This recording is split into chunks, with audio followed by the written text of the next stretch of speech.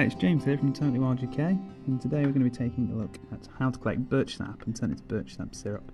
So firstly, we need to find the trees. So we've got some birch trees you can see here. They've classically got this silvery, papery bark. Typically it peels off the tree and peels away from the branches and the wood, and we're looking for this in March. So we can only collect birch sap in the first 2 weeks of March. It's probably the most seasonal ingredient we can get. We say the first 2 weeks, it depends where you are in the country. Further down south it's first 2 weeks, further up north slightly later in the year.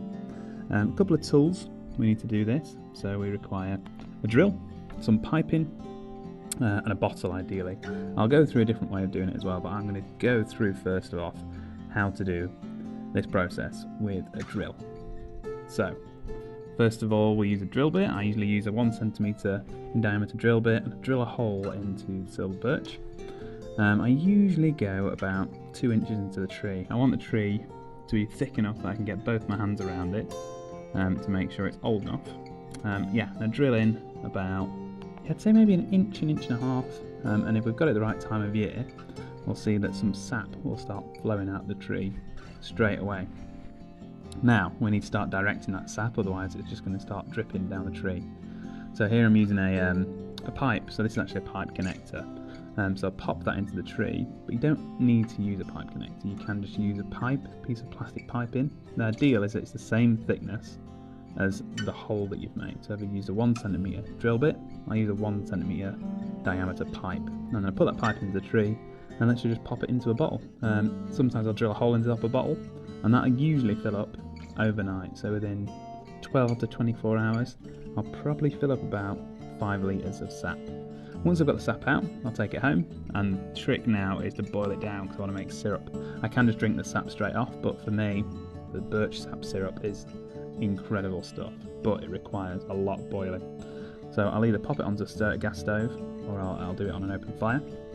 And what we've got to do is we've got to boil away about, I'd say 96 to 97% of the liquid, depending on how thick we want the syrup.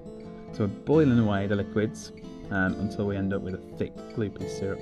Sometimes I'll do it outside, sometimes I'll do it inside. It depends if I've got access to a fire or enough wood to burn. Birch wood burns really, really well. Right at the end, I usually do it in the microwave. So pop it in the microwave, make sure that the sugars don't burn, because you really need to make sure they don't burn, otherwise you've wasted loads of time.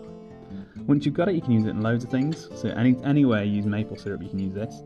Here I've just got it on some like smeggy bread with cream and blueberries, which is delicious. But like I say, anything you currently use maple syrup in, you can use birch sap syrup. Now there's another way of doing it that's less harsh on the tree. So you can just chop some of these branches you can see. Use a pair of secateurs, chop the branches, and then pop a tube over the branch and it'll drip like that. I often find those branches too high for me to reach, so I go into the wood, but the idea is that if it gets infected in the branch, it'll drop the branch instead of dropping the wood from the tree. And that's it, we've made birch sap syrup.